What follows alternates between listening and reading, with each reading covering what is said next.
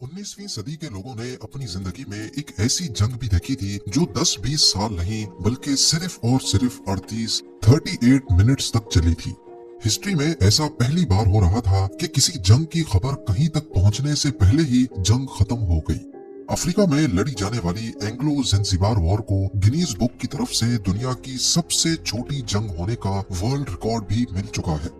पर सवाल ये है कि एंग्लो ज़ंजीबार की ये तारीखी जंग किन दो देशों के दरमियान हुई थी और महज सिर्फ पौने घंटे के अंदर अंदर इसका फैसला कैसे हो गया। नाज़रीन, ये तारीखी जंग इस आइलैंड पे हुई थी जो कि इंडियन ओशन में ज़ंजीबार के नाम से एक आइलैंड कंट्री हुआ करती थी। ईस्ट अफ्रीका के कोस्ट से सिर्फ 40 किलोमीटर दूर ज़ंजीबार सल्तनत ओमान के कंट्रोल में हुआ करता था। सब कुछ ठीक ठाक चल रहा था, लेकिन फिर एंट्री हुई एक ऐसी पावर की जिसने पॉलिटिक्स के जरिए ज़ंजीबार और ईस्ट अफ्रीका पे अपना राज चलाने की कोशिश की। जी हाँ, हम बात कर रहे हैं ब्रिटिश रूल की। ईस्ट अफ्रीका समेत ज़ंजीबार आइलैंड पर ब्रिटिश एम्पायर की बहुत पहले से नजर थी। उनको यहाँ की स्ट्रेटेजिक लोकेशन का फायदा उठाकर यहाँ के कीमती रिसोर्सेज को कैसे भी करके अपने कंट्रोल में लेकर आना था। ब्रिटिशर्स खुद को काफी ज्यादा एडवांस समझते थे, खास तौर पर ईस्टर्न कंट्रीज के मुकाबले में, यानी इंडिया, अफ्रीका और कई अरब कंट्रीज।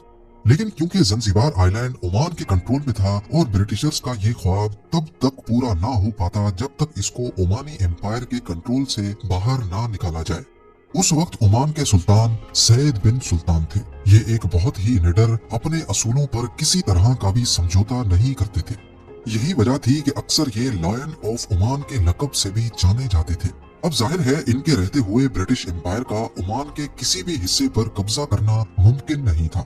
1856 में जब इनकी मौत हुई तो ओमान के तख्त के लिए इनके बेटों में फूट पड़ गई। यही वो पॉइंट था जब ओमान दो हिस्सों में बढ़ गया। बड़े बेटे थुएनी बिन सैद ने ओमान का तख्त संभाल लिया और छोटे बेटे माजिद बिन सैद ने ज़ंजीबार को ओमान से अलग करके एक नया मुल्क बना दिया। ज़ंजीबार जो पिछली कई सदियों से ओमान का हिस्सा रहा था, माजिद बिन सैद के इस फैसले से कई अरब सुल्तानों ने ज़ंजीबार को नया मुल्क एक्सेप्ट करने से इनकार कर दिया। लेकिन ब्रिटिश एम्पायर के पास इससे अच्छा मौका नहीं था। उन्होंने फौरन माजिद बिन सैद के सर पर अपना हाथ रखा और ज़ंजीबार को नया मुल्क तस्लीम कर लिया।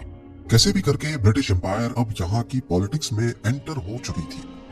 ज़ंजीबार की मेन सोर्स ऑफ इनकम यहाँ मौजूद दुनिया की आखिरी स्लेव मार्केट थी, यानी वो मार्केट जहाँ गुलामों की ट्रेडिंग होती थी। गुलामों को अफ्रीका के मेन लैंड से ज़ंजीबार आइलैंड तक रस्सियों से बांधकर लाया जाता था। शिप में अक्सर गुलाम अपनी रस्सियां खोलकर इंडियन ओशन में कूद जाते थे। कई बीमार पड़ जाते थे और कई सिर्फ 40 किलोमीटर के छोटे से सफर के दौरान ही घुटकर मर जाते थे। उनकी लाशों को बेदर्दी से समंदर में फेंक दिया जाता था। ज़ंजीबार में मौजूद गुलामों की मार्केट में इनको बेचा जाता था। यहाँ छोटे छोटे सेल्स में कई सौ गुलामों को थोड़ी सी हवा और बिना खाने पीने के बंद रखा जाता था। गुलामों की बोलियां ऐसे लगती थीं कि पहले उनको लाइन से खड़ा करके दरख्तों के साथ बांध दिया जाता था और फिर हर किसी को जोर जोर से कोड़े मारे जाते थे। जिसमें बर्दाश्त ज्यादा होती थी और वो कोड़े खाने के बाद भी रोता या चिल्लाता नहीं था, उसके दाम ज्यादा लगते थे। साल गुजरते गए और ज़ंजीबार के सुल्तान भी बदलते गए। उनका main income source slave market और सबसे बढ़कर ब्रिटिशर्स की सपोर्ट भी हासिल थी। सुल्तान के लिए ज़ंजीबार में एक आलीशान महल बनाया गया जो कि बिल्कुल सी फ्रंट पे था। इस महल में सुल्तान के लिए हर वो फैसिलिटी थी जिसको उस वक्त इमेजिन करना भी पॉसिबल नहीं था। सबसे बढ़कर ये पैलेस ईस्ट अफ्रीका में वो पहली बिल्डिंग थी जिसमें इलेक्ट्रिसिटी कनेक्शन मौजूद था। इस महल में ज्यादातर लकड़ी का काम हो रखा था और इसमें मौजूद तमाम बिल्डिंग्स एक दूसरे से ब्रिज के जरिए कनेक्टेड थी। अब इस पॉइंट पे ब्रिटिशर्स का ज़ंजीबार की स्लेव मार्केट को लेकर दुनिया में काफी बुरा इंप्रेशन जा रहा था, क्योंकि वही तो थे जो ज़ंजीबार के सुल्तान को सपोर्ट करते थे। लिहाजा उन्होंने ज़ंजीबार के सुल्तान पर प्रेशर डाला कि वो स्लेव मार्केट को बंद कर दे। काफी कोशिशों और एग्रीमेंट्स के बाद 1873 में दुनिया की आखिरी स्लेव मार्केट को हमेशा हमेशा के लिए बंद कर दिया गया। इस सब में एक बात तो क्लियर थी कि ब्रिटिश का ज़ंजीबार पर कंट्रोल काफी मजबूत होता जा रहा था। फास्ट फॉरवर्ड करके चलते हैं 25 अगस्त 1896। ज़ंजीबार के प्रो ब्रिटिश सुल्तान की अचानक मौत हो जाती है। उनको अपने ही कजन खालिद बिन बरगश ने जहर देकर मारा और ज़ंजीबार का सुल्तान बनकर बैठ गया, वो भी बिना ब्रिटिशर्स की मर्जी के। क्योंकि ब्रिटिशर्स चाहते थे कि अगला सुल्तान भी उनकी ही मर्जी का बने और इस काम के लिए उन्होंने हमूद बिन मोहम्मद को चुना था। ब्रिटिशर्स को खालिद बिन बरगश की साजिश का इल्म हुआ तो उन्होंने उसके महल में एक पैगाम भिजवाया जिसमें सीधी सीधी धमकी थी। धमकी में बोला गया कि 27 अगस्त सुबह 9 बजे तक महल खाली हो जाना चाहिए। ज़ंजीबार के नए सुल्तान खालिद ने अपनी फोर्स इकट्ठी की और महल में खुद को बंद कर दिया। धमकी के साथ ही ज़ंजीबार आइलैंड को ब्रिटिश नेवी की शिप्स ने चारों तरफ से घेर लिया। अगली 2 रातें महल में काफी टेंशन रही।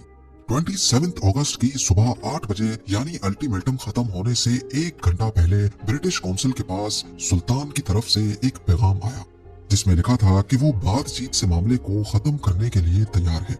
ब्रिटिश काउंसिल ने जवाब दिया कि बातचीत सिर्फ तब हो सकती है अगर तुम हमारे दिए हुए हुक्म को मान जाओ। 8:30 पे खालिद ने एक और पैगाम भेजा कि मेरा ज़ंजीबार के तख्त को छोड़ने का कोई इरादा नहीं है और मुझे नहीं लगता कि ब्रिटिशर्स हमसे जंग लड़ने की हिम्मत करेंगे। ब्रिटिश काउंसिल ने जवाब दिया कि हमारा भी हमला करने का कोई इरादा नहीं है, लेकिन इसका मतलब ये नहीं है कि हम हमला कर नहीं सकते। इस वक्त ज़ंजीबार के आलीशान महल के बाहर 2800 गार्ड्स मौजूद थे। इसमें कुछ सिविल लोग, कुछ महल के अपने गार्ड्स और कई सौ सुल्तान के अपने सर्वेंट्स और गुलाम भी शामिल थे। इसके साथ साथ रॉयल नेवी को टक्कर देने के लिए सुल्तान के महल के बाहर इंडियन ओशन में एक शिप भी खड़ी की गई। ये उस वक्त 32,000 पाउंड्स की HHS ग्लासगो रॉयल यार्ड थी जो 1873 में क्वीन विक्टोरिया की तरफ से ही ज़ंजीबार के सुल्तान को गिफ्ट की गई थी। इसके अलावा ज़ंजीबार की 2 स्टीम बोट्स भी ब्रिटिश रॉयल नेवी को टक्कर देने के लिए मौजूद थी। ठीक 9 बजे जब सुल्तान को दिया गया अल्टीमेटम खत्म हुआ तो ब्रिटिश नेवी की 2 क्रूजर शिप्स, 3 गन बोट्स और 150 मरीन्स आइलैंड की तरफ बढ़ना शुरू हुए। याद रहे कि इन 150 लोगों का मुकाबला सुल्तान के 2800 गार्ड्स के साथ था। ठीक 9:02 पे तीनों गन बोट्स, रैकून, थ्रश और स्पैरो ने महल पे अंधाधुंध फायर खोल दिए। पहले ही हमले में महल के अंदर 12 पाउंडर कैनन को तबाह कर दिया गया। हमले में सुल्तान की रॉयल यार्ड HHS ग्लासगो को भी एक ही झटके में तबाह कर दिया गया, लेकिन क्योंकि वो हार्बर पे ही खड़ी थी जहां पानी कम था, इसीलिए उसका ऊपर वाला हिस्सा पानी के बाहर था। ग्लासगो के क्रू ने फौरन ब्रिटिश फ्लैग दिखाकर खुद को सरेंडर कर दिया।